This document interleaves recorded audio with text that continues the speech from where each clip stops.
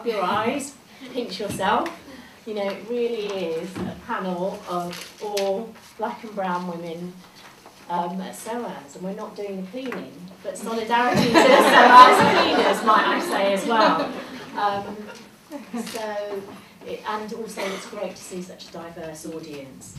So what we're hoping today is that I ask the speakers to address sort of three main areas, really, and three main questions. What does intersectionality mean? What does it do?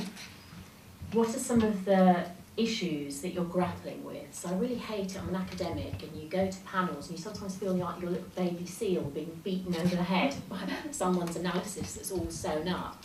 So I really wanted to sort of push them to say, what are the things that keep you up at night or get you up in the morning? What gets you, or what are the things you're not quite sure about? So I really want to invite you into a conversation with some of these things. And then the last question that I asked them to consider was, for feminist and feminist allies, what do you see as some of the most challenging issues that we're facing at this time? Boy, isn't it a strange sort of contorted time at the moment. So we've sort of already had the Exhibit B human zoo fiasco, the time of sort of bad feminism but good capitalism. You know, there's lots of sort of double thinks going on in this very heated sort of capricious moment. I often don't know what I think, really. And you can see that actually in the diversity of the women in the Women Awards. So there's lots of diversity, and there's also democratisation via social media. So I'd be really interested to know what you think about that too. But I'm going to start off with SIngh, who did a really brilliant essay on representations in the media, particularly in film, of women of colour and particularly South Asian descent. Thank you. Good evening. I'm a little confused, but I'm going to try and put together a little bit of the essay and the points that worry me. I speak as a novelist primarily today, as somebody who works with these issues in my own writing, in my own fiction, and I think it makes a bit of sense for me to recap a little bit. I was born in India, and I was raised primarily in India. I studied for a little bit in the US, in Boston, but I moved there when I was 16. So I had a certain kind of a background of growing up in the 70s in a country that was primarily made of people who look like me. Now, that didn't automatically mean that we were all going to be wonderful and everything was perfect, but it did mean that when I opened a magazine or when I looked at the newspaper, that there were people who looked like me, and especially there were women who looked like me, or women who looked like other women I loved, my aunts, my mother, our neighbour, the beautiful,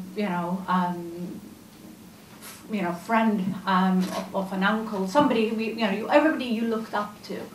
But it was more than that. When we went to the movies, the people I saw as a child, the women I saw as a child, were achievable. They looked like me. Some of them dressed in saris, and they were very traditional, and all they were going to be in the movies was to grow up, was to marry the man and be the good wife. But there were also other women who did a little bit, more, that were more glamorous. They somehow combined things like martial arts, and they could use guns, and they could protect themselves. And that was just the movies.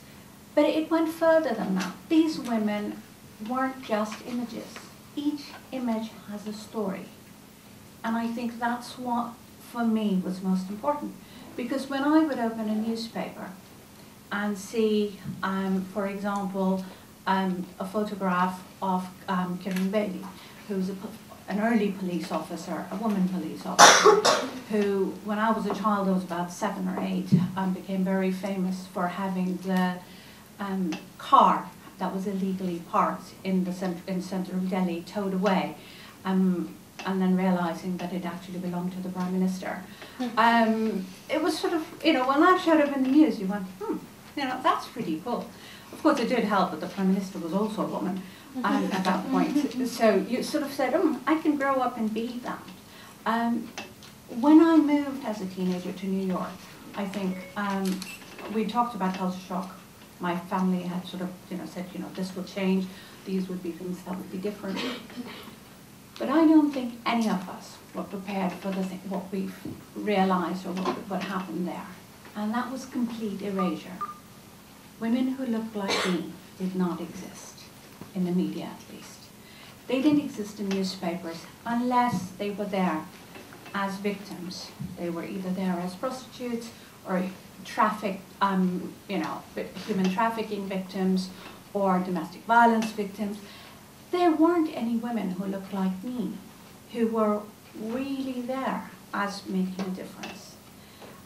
Moreover, when you went to the movies, and you'll probably notice that, it seemed that not only was I invisible, and women like me were invisible, we were very easily replaceable.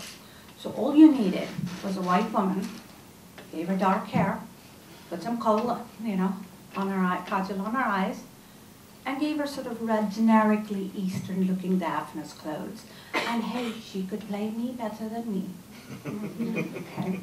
And that was a bit of a shock, where you go, hey, I'm that easily replaceable? But of course, the problem was, these white women playing Indian princesses missed the story. They weren't telling my story. They weren't telling stories of that very long line of women who look like me and who've made huge changes in history. They didn't know who we were. They didn't care. So I think that was the moment when I realized that that needed to change. That was also the moment I realized this is the 1980s. Everybody was talking about feminism, the second wave. And I remember going to classes and protests and getting into very long arguments with primarily white feminists. And said, no, you don't talk for me. You don't even talk about me. And it was oddly enough a Polish male professor who introduced me to bell hooks, who said, go read this. You'll feel better, and you'll understand what you need to be reading. So that, in a sense, for me, is where intersectionality kicked in. It reminded me that there were other ways of oppression, and we all kind of had to find ways that we dealt with those oppressions, often at the same time. We heard about the double oppression, but they're often quadruple, quintuple oppressions. It's not just race and gender. It's often race and gender and sexuality and class and education and coloniality, all of it together. And each moment we sort of walk these lines, and sometimes we fight harder on one front and other times we fight harder on the other. For me, the fact that I grew up in a country surrounded by images and stories of women like me made things easier in some ways, because it reminds me every time I begin to despair, like with that exhibition, that awful exhibition we've been talking about, that there are places to find. And I suppose that brings me to the second question that Yasmin had posed us. She said, what keeps us awake? Well, I guess I wrote about this in my essay as well. It's very difficult to fight racism and sexism and homophobia and class, prejudice all at the same time. But I will quote a very, very famous feminist, the master's stools will not bring down the master's house. And that's precisely our problem. When we live here, we are constantly battling in parameters that are set for us. So when we say, well, we've got a few people on television now who look like us, or hey, this time the Oscar went to somebody who's not white. Well, that's not good enough, because that is indeed, it's a form of oppression. it's feeding us scraps, so we don't have to go further. We don't demand what we should get. And I think, to me, that's what keeps me awake, because I don't know how to necessarily overturn those parameters, how to break out of those parameters. I know, and I suppose this past summer was a heartening moment to be at the various marches for Palestine, because the one thing I realized was that they were such demonstrations, living demonstrations of intersectionality. Just looking at the numbers of people and the diversity of people who were there was an extraordinary achievement for us, all of us. And somehow the fact that we could find alliances and recognize oppressions, but also recognize solidarity was quite heartening.